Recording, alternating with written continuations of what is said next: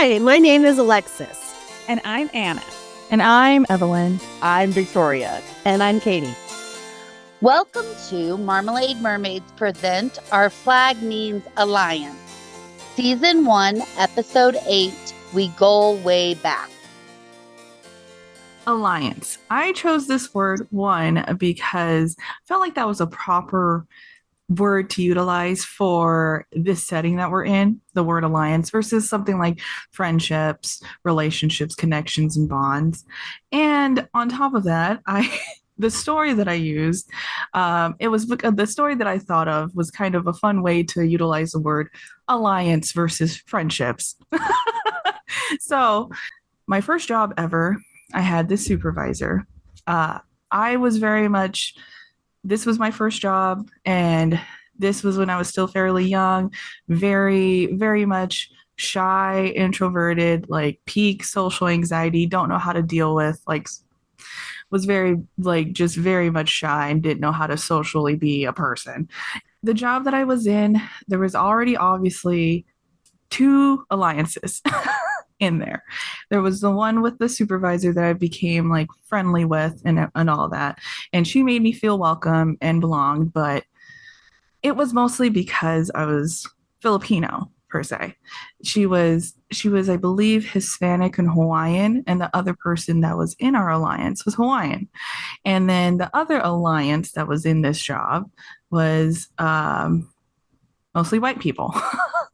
So there was like this odd, like just kind of separation there, mostly because she kind of had very not great views and everything. She just had this idea of like they didn't like her because she's not white kind of thing. So she was always automatically like, I'm just going to stick with, people that I'm more similar to. But that's very superficial like thought.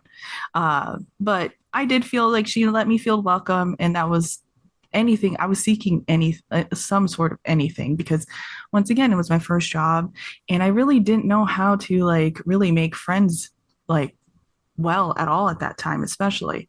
So continuing on, she ended up leaving that job and going to a different job, and she brought me and this other girl along with her, and that's the job where I met Ben. Now, once again, it was another similar thing that happened.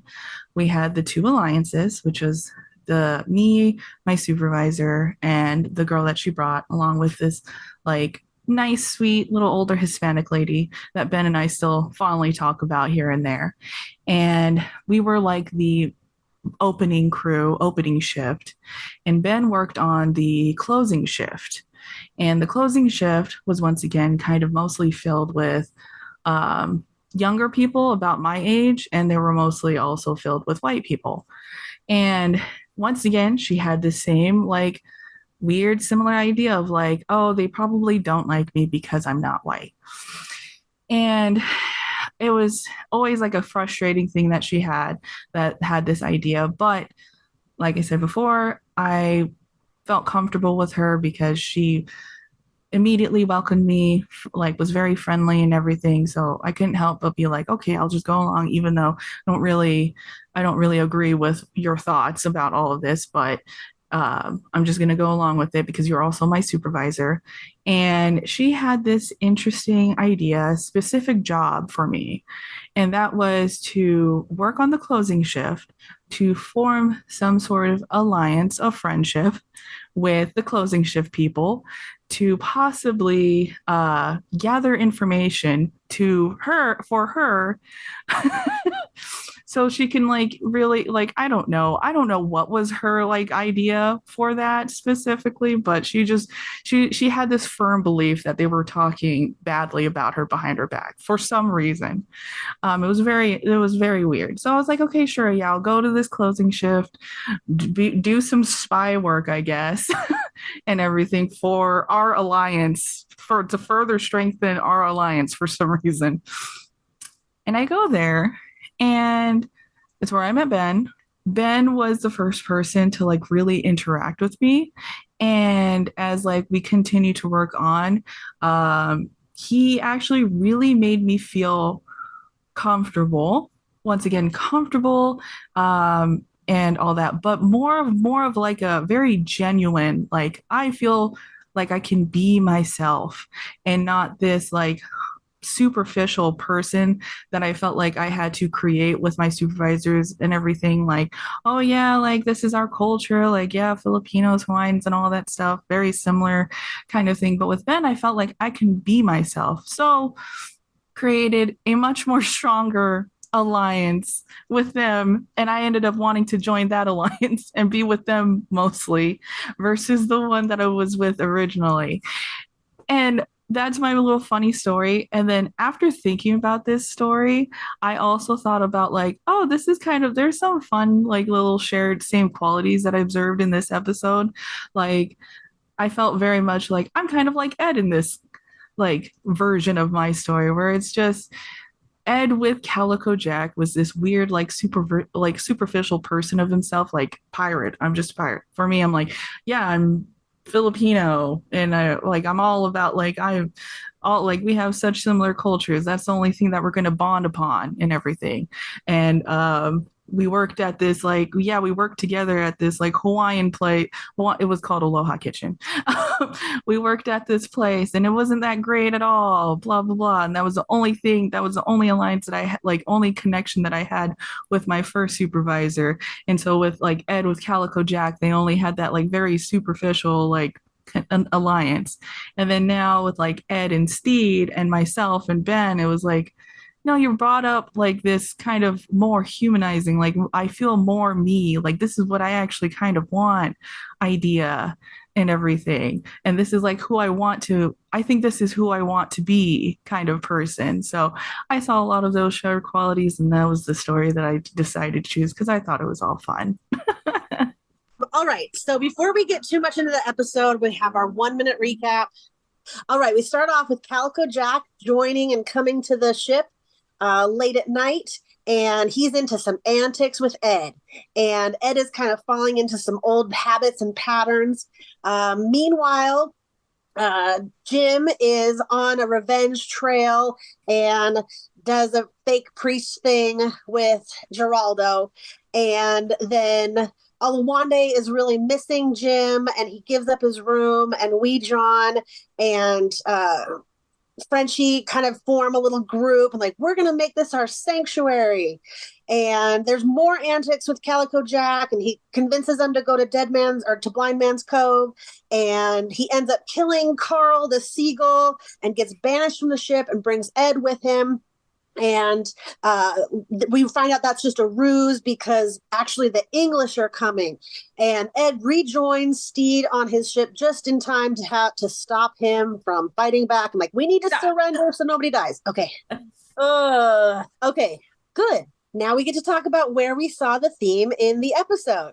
I think I'm going to choose one of my favorite like alliance that was kind of built right off the bat, because I haven't saw like this is the first time really seeing the interaction between those two and everything. It's small, but I really liked it, and that was Frenchie and Wee John with the room and everything. I liked I that whole situation that happened, but basically I enjoyed Wee John deciding to help out in tripping the Swede, and then it's all like that grants me roommate status. And then from there, like they have this just cute, like just this really cute, like bonding session of trying to figure out the structure of their room and everything. And it's just like, it was such a sweet, like, I don't know, it was such a cute sentiment, but like after like with all the ruckus that was going on with Jack and Ed and like the tension between, Ed or Stede and Ed and everything. It was such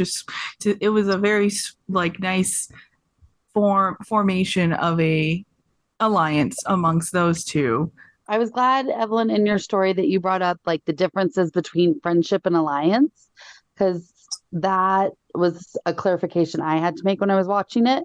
And a sad alliance, I love the roommate alliance, but the sad alliance, I think, is like Carl and Buttons, like in nature against like just the world. And then unfortunately it has to become Olivia and Buttons against Calico Jack. And I think it's neat how there's like mysticism in there and this communication between like nature and karma and whatever else. I like looking up the etymology and the meaning of words. I just sort of like diving deep into it. So I like that you talked about again the alliance versus friendship, because I definitely was trying to figure out like the different meanings of alliance, and it's pretty straightforward. What I found was just to bind.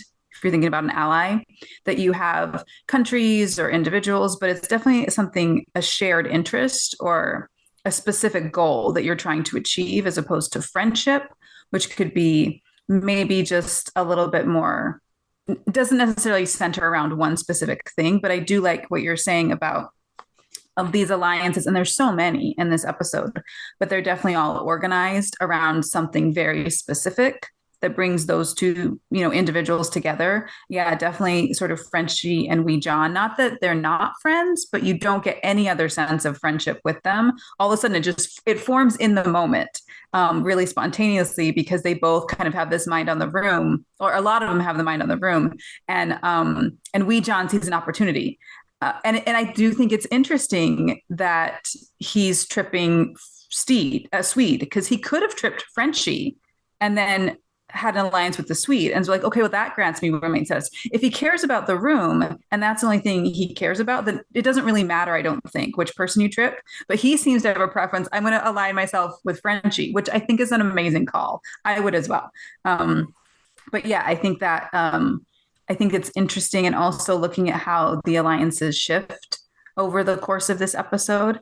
A lot happens in this episode in just a short amount of time. So many things kind of change. But I was thinking about the crew and how they have this alliance around these activities that Calico Jack wants to do. And they seem like they're really into it. Definitely is that pirate experience that they want to have.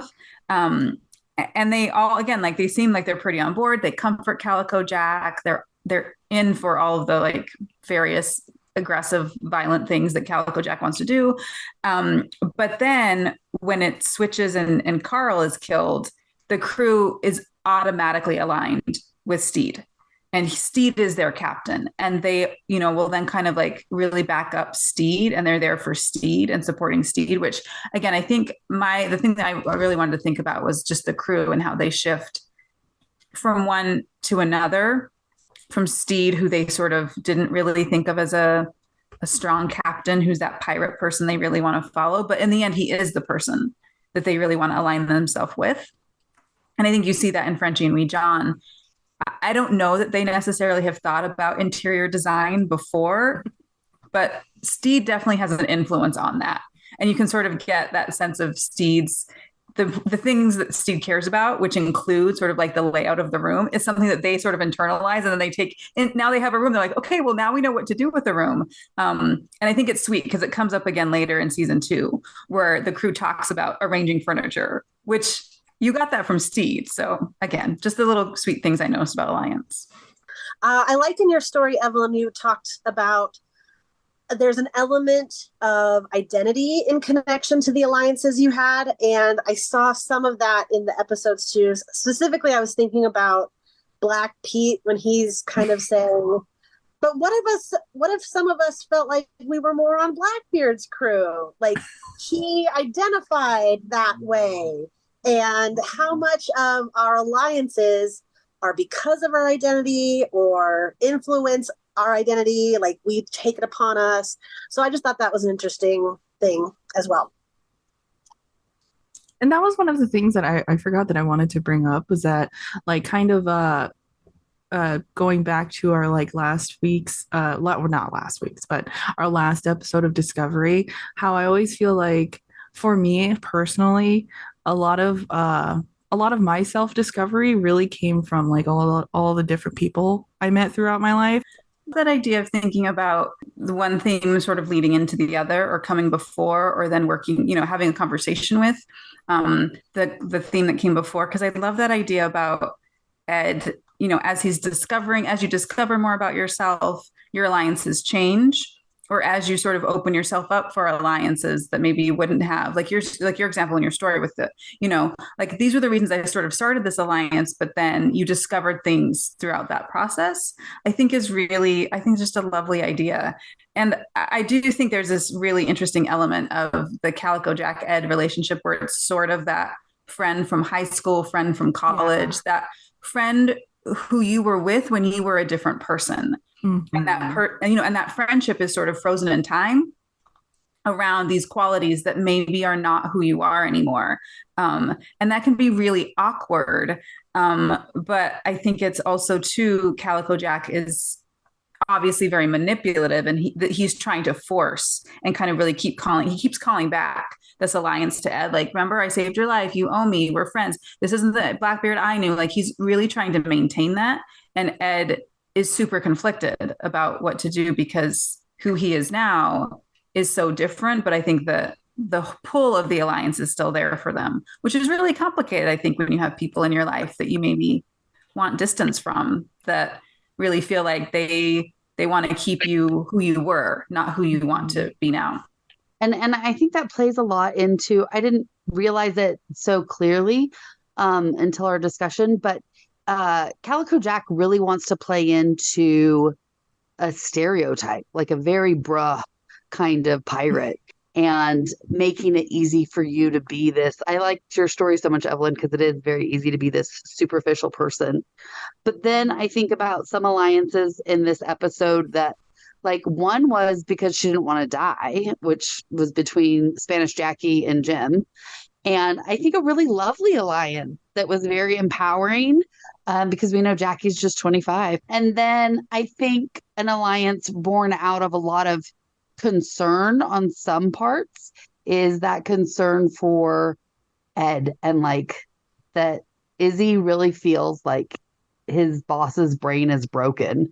And so there's like that Izzy, Jackie, and English alliance sort of against Stede and the crew of the Revenge, but also a little bit against Blackbeard. Like, I think Izzy, he has to have some kind of premonition that it's going there. But those were the alliances that I saw that we didn't say anything about yet. Yeah, I like that one. And I wrote it down as like the power of alliance, that is probably the most powerful alliance we saw in the episode, with the whole English army or navy and Izzy and Spanish Jackie. And I also thought it was interesting, like, I'm wondering who brought along Calico Jack. It's got to be Izzy, because he's the one with like the history. But then also Calico Jack does not believe in alliance, right? He says, like, what kind of pirate has friends, right? Like, he does not believe in having any alliance. Yeah. And I think along with that, I think there's this quality to Calico Jack where I think he's in it for the chaos. I think he has this like cruel chaos, destructive quality to him. I think he's just in it because he wants to mess stuff up. He just wants to destroy things. And I think it's interesting sort of thinking about that. Like, Izzy, I do believe, and it's interesting, the alliance part actually is part of the previous episode, that alliance that kind of gets the ball rolling. But I think, yeah, Izzy is definitely, he's doing this to protect Ed. He probably knows this is sort of dangerous and whatever, but there's definitely a risk involved. And I think he's okay with that. Calico Jack, I don't think Calico Jack cares anything about Stede, about Ed, about Izzy, about Jack. Like, he doesn't care. I think he's just really in it to just sow chaos. And he seems to really enjoy just destroying things. So one thing that it's not a Havruta question, but I didn't know, and I was really interested in it again, and I had it in my notes. But then when Anna was talking about Ed and feeling conflicted, and how Calico Jack keeps doing that, calling back to like, remember, we're connected. Remember, I saved your life. Remember, you're with me and we have history. I think it's interesting when Ed said to Stede, this is who I am. The Blackbeard that Izzy wants is that cruel and domineering, authoritative Blackbeard. And that Blackbeard's kind of not there. And then he gets the bruh kind of Blackbeard with Calico Jack. But we see that kind of without this development, and when Ed kind of like reverts to his youngest version of himself, probably, he is very mean. Like season 2, Ed is rough at the beginning, and very abusive. And I think it goes back to what we talked about in the beginning with Stede, that like if you are in a system of abuse, you either are going to stop the abuse or you have to become a perpetuator of that abuse, and participate in it too. But That's a great thought. I don't know. Like, I don't want to get into it too much because I think it gets into too much into season 2, but I think there is a good, like, pushing on that idea of, is this him? Is this like how you were raised? Like, is this nature or nurture sort of question? But I do think that in this particular moment, he definitely seems to just kind of be going with it, except for when we get to that part where Calico Jack is talking about him burning all the guys on the boat, on the ship. Because there's this look on his face, on Ed's face, where it's almost like this PTSD where he's just like, oh. And then he's kind of like, oh, well, technically the fire killed those guys. And I think for me, I think the part that kind of throws off that statement, where I don't know if I fully believe Ed, is Calico Jack is present. I think if Calico Jack isn't there and then Ed is doing these things, you're like, no, this is who I am. I'm like, okay. And I think similarly to season 2, where the crew is like, he's drunk and he's high. And is that really who you are? Or are you numbing yourself so much and just acting out because you don't know what else to do? Again, like, you're so disconnected. And if anything, I think this behavior is reflective of how he's so disconnected from who he really is. But that's that shield that he's putting up for all these different reasons. I know that's kind of getting too far into a lot of different things, but I think it's an interesting point to bring up. Again, I think there's a lot of layers there that will be more for a later discussion. But yeah, it's definitely something to consider about, are the characters being honest with themselves? Are they being honest with you? Are they being authentic, I guess maybe is the question. Are they actually being authentic in the things that they're doing? And I feel like Calico Jack is like this X factor where I'm like, I don't know, I can trust anyone's choices or what everyone is sort of like saying that they enjoy in this episode. Except for Stede, who seems to be really honest about, this is not nice. Like, what are we doing? Like, this isn't who we are. But again, I don't like Calico Jack. So, well, and I see it a little bit of, maybe he says this is who I am, when maybe that's also including this is who I was. Yeah. So he still has that part of his identity, but he's not looking at a holistic picture of his whole self. Like, yes, that might be part of who you are, but you clearly have grown beyond this. I just have one more line. Sorry, Evelyn. Yeah. Oh, no, you're fine. Lucius and Stede, when Lucius is he's got his back when it comes to a breakup. And it's just a lovely scene. I could just watch that scene over and over again, where they're in his room and he's like, how you doing? And Stede's like, I don't know. Did you have a long night? No, I don't know. I don't know. Like, he's been here all night. Yep, no breaks. Like, it's just so sweet. And Lucius, because Lucius sort of knows from what came before of how Stede feels and how Ed feels, that he understands what this moment is. And he's just there. He's just a really great friend. And I think that's a great example of friendship. It's not maybe even an alliance. It's just friendship. It's pure friendship of like, how you doing? I know this is rough for you. And not judging Stede, just really being there for him in that moment and then taking it upon himself to sort of facilitate the breakup, which I think is just great. I just love Lucius. He's awesome. He is. I loved like their relationship. Like from the first episodes, like very much like Lucius was absolutely part of this mutiny and everything. And then as the time goes on, like you can kind of weirdly see that Lucius, like, now he really cares for Stede. And it's so sweet. Sweet. I didn't think about that alliance. I like that one. Because there are a few things Lucius does. And again, I think it's that Lucius calls out the truth that he sees. Because when Stede makes Calico Jack cry, whatever, I think it's all crocodile tears, but when he makes them cry, he's just like, you don't need to be a jerk.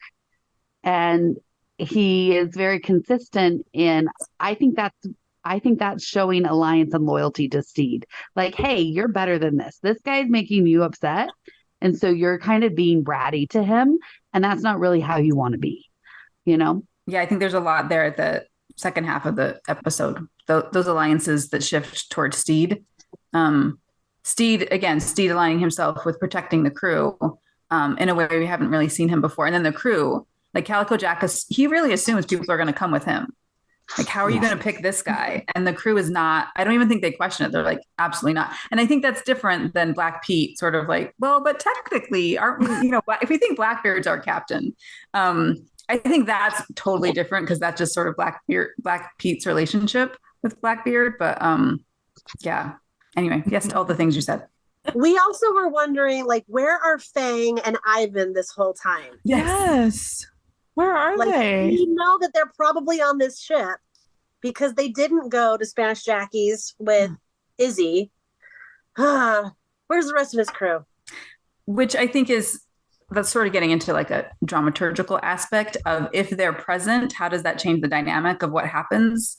And you actually need to remove them because then it really focuses on, the Ed, Calico Jack, Blackbeard, relationship. But it is funny, again, that Looney Tunes logic where they just lift out for an episode. I don't know. And then they're gone for a while, but then they come back. So I don't know. Yeah, I can't see them. They don't exist. English are here and so are they. Okay. What was your favorite alliance? Probably the Ed and Stede because, but I just think that's such a good foundation for everything else. Because I guess the whole, because I guess what Stede created is this solid foundation of alliances, because as soon as Calico Jack commits his sin, the team immediately comes together and that alliance runs true. And there's the a little bit of resistance about wait, so we're just under you now. but that there's this unspoken, that moment is so powerful because the way that they film it and watch everybody, you see everybody all of a sudden now it's Calico Jack against everybody else. They're all and so I think that says a lot about what Stede did in building the foundation of the team, because in those moments they come together without words. And then of course, then I think the alliance between Ed and Stede is strong too, right? There's something really there because people, I love that idea of how people find their way back to each other. And then I maintain that Ed is the initiate, what is that? Anna, what'd you call it? The lover and the beloved? Yeah, the lover and the beloved. Yeah. So he's always the lover because he makes the first move every time. He made the first move. And I just love that about Ed. That's great. I appreciate that in this episode we see alliances will be tried. And they're going to be tried in big ways, like that moment, and they're tried in really small ways. I thought the Alawande wanting to share the room again, he's trying out this alliance. Nope, that alliance is really firm, and they're going to say, no, you can't. That's our sitting nook. You can't sleep there. There's always going to be some way that alliances are tried. Victoria, I love just what you said about Ed and Stede, because we hadn't talked about that, but I do think it's a beautiful alliance that just sort of goes on forever. But it made something about the way you were talking about it made me think of Jane Eyre, where Rochester talks to Jane. He's like, I feel like there's this string that's tied, from my chest to your chest. And if it gets too far apart, it's gonna break and I'm gonna start bleeding. And it's I have to be closer to you.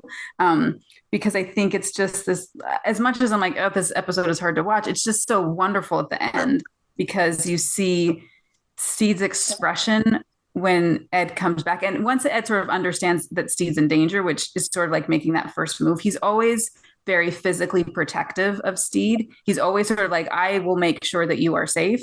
But Stede's just shock and delight that he's back, and you can just he's just pure it's very emotional, oh my gosh, you're back.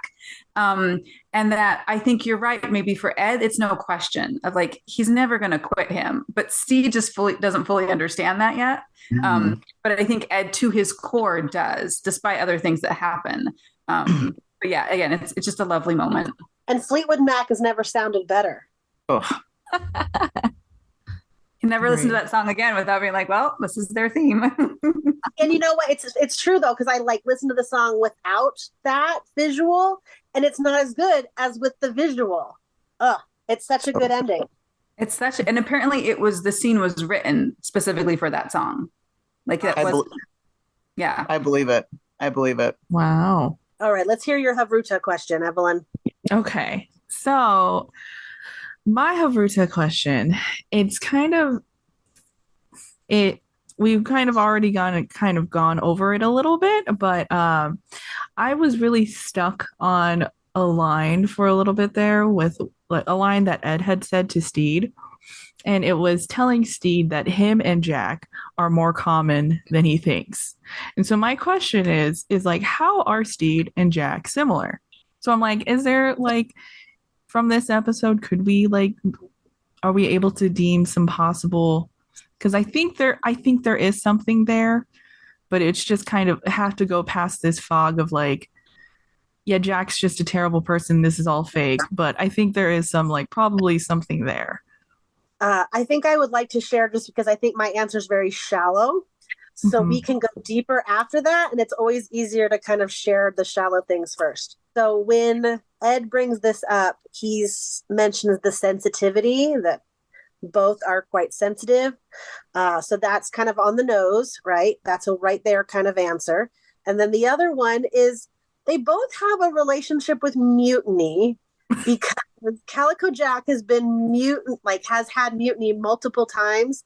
And we know that Stede was like on the verge of having his crew turn on him. That's a really shallow way, but that's a start. But for some, I don't know, for some reason I'm stuck with this idea that they are very similar, but probably that just very just in these different extremes and everything. Could Calico Jack and Stede, without the inclusion of Ed, could they have been friends? Could they have become friends? I think that's an interesting question. I don't think so, because from what I kind of experienced, the people who are most like you are super annoying, you don't necessarily want to hang out with yourself because you're like, what is wrong with this person? And they feel the same way. They're like, you're the worst. I'm like, no, you're the worst. But this is an interesting question. And I don't know if we'll ever sort of get to an answer, but we're just sort of just digging, because I don't know that we see enough of Calico Jack. There's this very superficial reason for him to be there. He's a plot device, but that's not to say he's not also a well-defined character and there's depth to him. But I think in the way that he functions in this particular episode, there's so much that again is contrived, because it's like a chess game. He has something he's trying to do. And so I don't know how much you can sort of infer that those are his real motivations. That's actually what he wants. But you do get these little bits and pieces. But I've just been thinking, since you asked the question, about going back to the actual line of what Ed says. He says, well, Jack's always been a bit emotional. The two of you actually have more in common than you think. I know he comes on a bit strong at first, but he's insecure. And I feel that very, very specific thing is what he's talking about when he's saying you're more alike than not. That Stede is also very emotional, but then it's also, what do we mean by emotional? What are we saying? Because I think Alexis had said sensitivity, but a sensitivity can mean a lot of different things. Whereas Ed says he's emotional, which is sort of these reactions, these highs and lows, which Stede definitely has. And then it's followed up by, he comes on a bit strong at first. Yes, that is also Stede. But he's insecure, which is also Stede. And so I think in just in those specific lines of text, I absolutely agree. And I think, again, I'm with you that there is a lot of depth to Calico Jack. Just because I don't want to go there doesn't mean it's not there. But I do think that a lot of what he's doing is masking that insecurity, similar to some of these, violent things we see Ed do in season 2, are about his own pain and his own insecurity.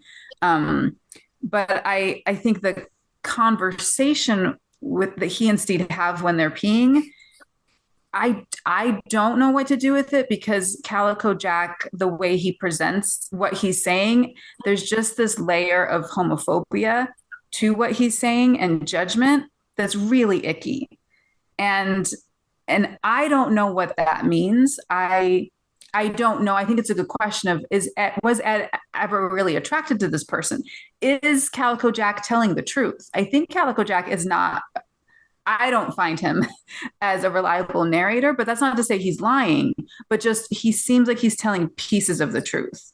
And so I feel like personally there's not enough pieces for me to be able to really kind of get to the depths of what's going on, because again, there's this level of manipulation that is just kind of inherent to what he does. But it's a really good question. And I would say my answer would be those specific parts of Calico Jack's personality that Ed defines verbally. And that's what I also see reflected in Stede. Sorry, that was a long, rambly way to say that's what I think. No, I really like that. Yeah, me too. Is conclusive. I know we had like the alliance part to look at. And I was also like, if we were doing something else, I thought a lot about the different weapons that Calico Jack uses. And it feels like a little twisting of the truth might be one of his weapons. He uses nostalgia as a weapon. He uses sympathy as a weapon. He's just got a lot of these things that he's using to manipulate and turn things. So I can really see that as like somebody just we can't trust. Yeah. I also really like that, Anna, when you brought up Calico Jack and his homophobia.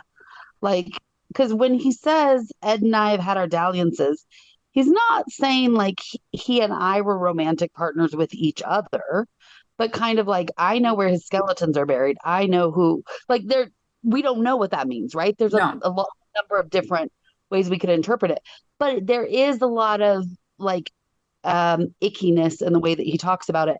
And when he first meets Stede, like off the bat, he's like, oh, who's this hefty lady or whatever he says. Yeah. And I love Taika Waititi's delivery of like, you're not a girl. And it's like this using gender as a it's gross. Yeah, that's all I have to say. Yeah, it is gross. I think it's icky. I think there's, like you're talking about, like the gender, he's using gender and sexuality as weapons. And again, there's just this like aggression to it that is, I like the word manipulative. It's very manipulative. And I think it's just, again, interesting sort of playing into that pirate stereotype of like, we're just sort of doing these things. And maybe on the surface, it's just kind of violence or for violence's sake. But I'm with you, Alexis. I think there's a lot more going on underneath. And I think that's what I dislike about it. Because I'm like, I think there's this cruelty to it that that moment talking to Stede, I think is more about when he and Stede are talking, is more about making Stede really uncomfortable and making Stede feel shame and making Stede, because he kind of like, he keeps talking and he keeps kind of trying to get at him. And, that could be just to separate Ed and Stede. But again, there's just something super gross about it that I think is put there intentionally, but it's also something I'm like, I don't know how I want to dig into this because no, that's fair. Mm-hmm. Yeah. And it's interesting to watch it and think about how much is because he went with a mission. We didn't know that all along, that his mission is to separate and get Ed to safety so that Stede can be arrested and Ed's going to be safe. So he's trying to apply this wrench, right? Or this crowbar into this relationship. And so I could see that, but yeah, it's a gross, way to connect. Well, and I think like Stede's way of dealing with his insecurity that Ed kind of brings up is very much like, how do I make a team that wants to be together and is cohesive and listens to each other? And he really seeks for that. And we see that with his crew, like talk it through as a crew. And when he has these flashbacks about being a little rich boy and being weak and being a baby, he kind of does this positive self-talk and like, I am adequate. I am, able to be a polite menace. Does he say that yet? I don't think so. But he just kind of has more of a reframing. Whereas Calico Jack, I think the way he deals with his insecurities is a lot of what Anna and we've already talked about, is it just causing as much chaos and watching the world burn as he possibly can. And then I really like that we brought up like this homophobia and weaponization of sexuality and gender, because it says so much more about Calico. And that's what we always tell kids about bullies. And I think it's really true of adults too. When people are really mean, it has very little to do with you and it has a lot to do with them and them not liking themselves. And I think that that's how Calico Jack, like you said, Evelyn, in a very opposite way, is dealing with that insecurity. Like he deals with it directly in opposition to the way Stede deals with his insecurities, I think. Yeah, he's definitely a bully. And I agree. I think it's definitely coming from a place of insecurity. You can see all these things that he's doing. And again, that's something that Ed himself identifies with. And then I think that then it's this interesting alliance with Blackbeard, because Jack sort of gets mad that he's calling him Ed, like Ed, like the Blackie I knew, would like kill you on the spot or something like that if you did that. And so this idea that, he's sort of constructing Blackbeard to sort of align with what he wants and how he wants to, interact with the world. And I think you definitely have that point of like, he's just doing this stuff because he can, some of it, because the whole point is to get Ed off the ship. I think there's lots of ways you can get Ed off the ship, but he's kind of just like, I just want to see the world burn. And he definitely dislikes Stede a lot.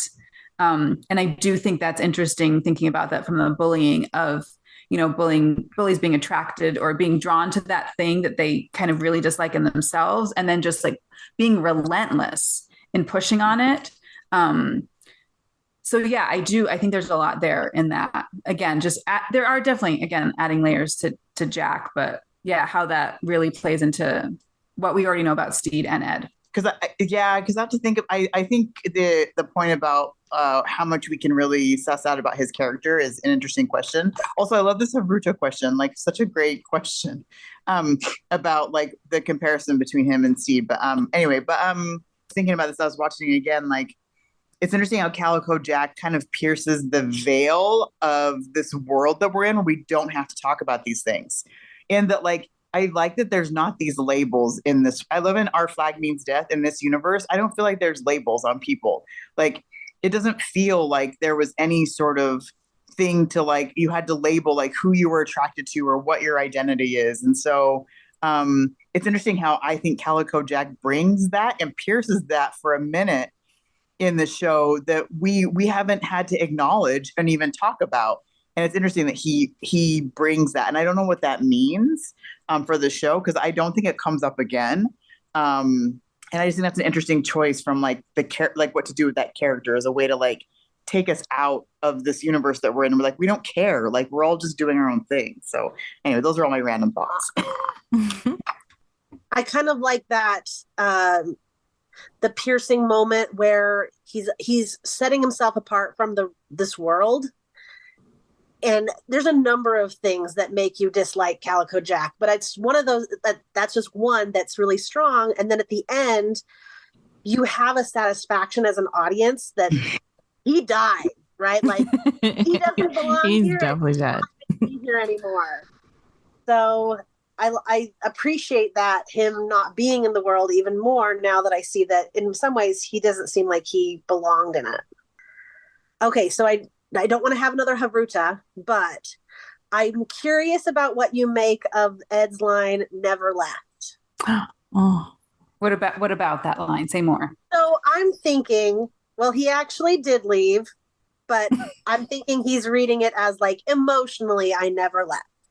Right? Like I was still in your alliance, I'm still on your team, and I never left your team, where he actually, physically left the ship. So I just wonder what you made of that. I loved it. It was such a sweet like sentiment to add.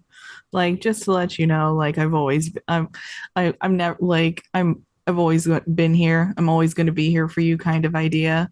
Like and it like even though I'm not here, like you're in my heart. I loved it. I think it's something we were just talking about with the alliances, as far as like how deep it is. It's not like about you're talking like the testing of alliance is also like it's not about the physical location, right? Mm-hmm. It's about what someone think their intention. It's their intention. Alliance isn't just about that, and so that's interesting because your question's a good one as far as like because it kind of like cements I think what we were just talking about that connection between them, and Anna's comparison to Jane Eyre with the string between them, and like pulling them to each other is that is like he's just reassuring, even if I'm not physically here, like my intention is to be here. And so that's an interesting way to think about our relationship with other people, right? Like, is it always just that they're right here in my, orbit, or that there's this something deeper? Yes, because there is a moment where he has this ultimatum, like you have to choose either Calico Jack or stay on the ship. And he chooses Calico Jack in that moment. But I think and then he sees very quickly, like, what is the outcome of this? Like, I've been deceived, and like reels it in, takes it back. And that's kind of that testing moment. Yeah, that's really interesting, your question, Alexis, because I actually thought, no, Ed never left. He got off the ship, but that's different. They were always in line of sight of each other. He never actually did that next step of like, okay, now we're going off into the ocean, just the two of us. And so I think that's interesting and I think you could take that, you got off the ship, that is leaving.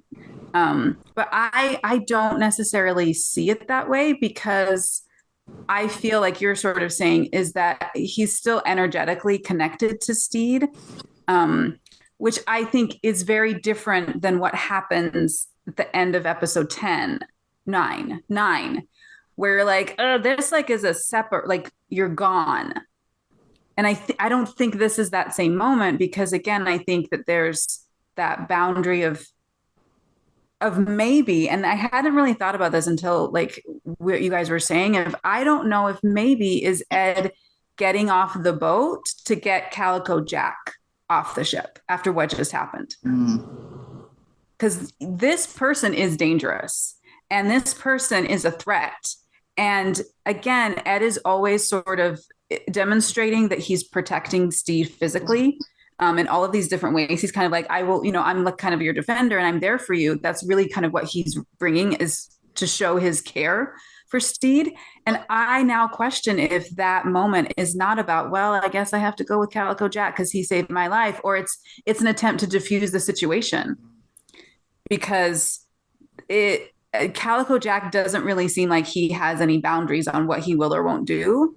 And I think, like Victoria was saying, like the crew is automatically aligned with Stede, but they are not prepared, to sort of take on pirates, really.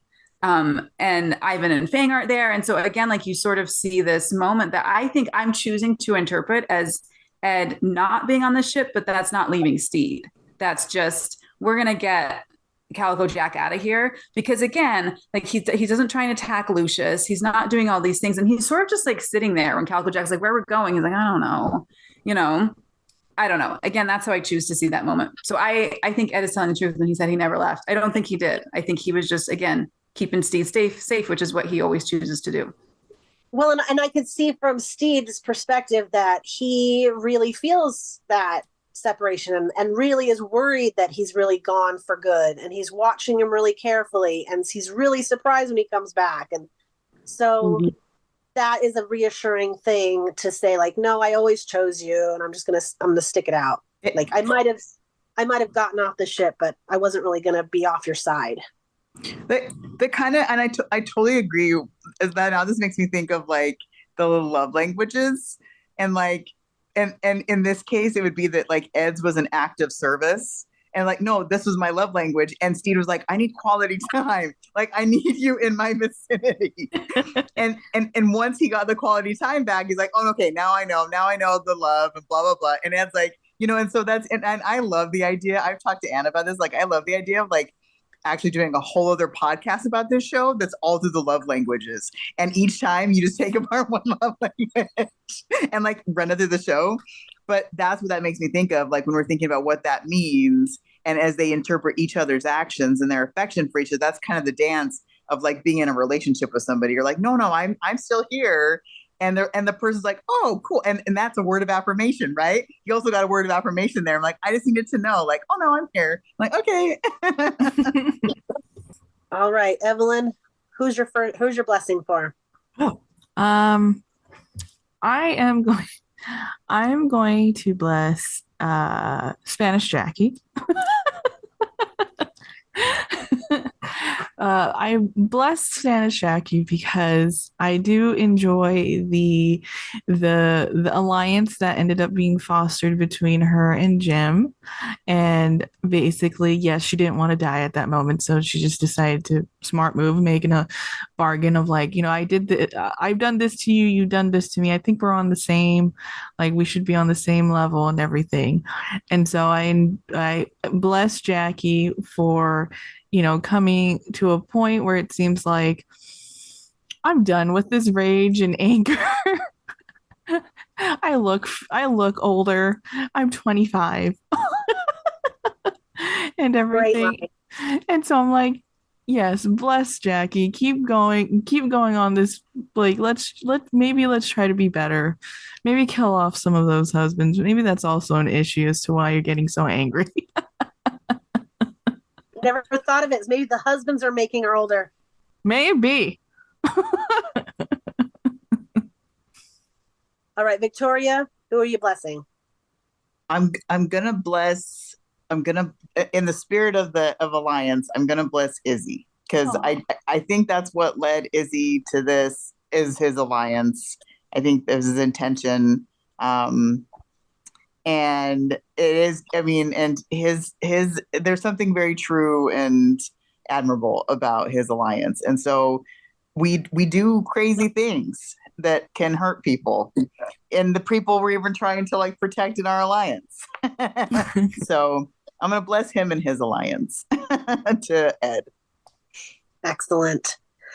My blessing, I have a feeling I'm not the only one. My heart goes out to Olivia. I feel like I need to bless Olivia. I saw so much loss in this episode. Like when I was watching it, I thought over and over, like you could have a whole theme of loss in just this episode. And she has a very significant loss. So my heart goes out to her and people who are grieving. It's grief again. Last episode, it was grief. This week, it's grief. And hopefully you have some buttons out there that you can kind of, consolidate your grief and commiserate together and form a new alliance. Katie, who are you going to bless? I would like to bless Ed, because I feel like it can be incredibly uncomfortable to have people who know you in different ways all show up in the same place. And I think he handles it in the best way he can. And I love that he rhymes so much this episode. Easy peasy pudding pie. And yeah, he just has like 2 or 3 rhymes that I really like, and then they continue on into the next episode. And bless Ed. He's going through some things, and he's doing it well, I think. Thank you. Anna, how about you? My blessing is for Carl the bird and the unnamed crab. It's not their fault. And they had long lives to live and struck down in their prime, and blessings to all those who are caught in the chaos that is Calico Jack. And I'll throw in the turtle who was pulled into a bad situation. It's not his fault. Yeah, Really- apparently the winner also loses their head. So True. So Yeah. no one wins. No one wins. No one wins. It's just a rough. I don't like it. I don't like animal violence. I get it, but I don't need to see it. And poor Carl and the crab and the turtle, who all deserve so much better. Yeah. another reason to dislike. Do we have a theme for next time? We do. Our theme for episode 9 will be power. Until next time, when we talk it through as a crew. We've got to design our sanctum. You can't put a time limit on fun. That grants me roommate status. Right. But what if some of us saw ourselves more as Blackbeard's employee? And if you don't love me now, you will never love me again.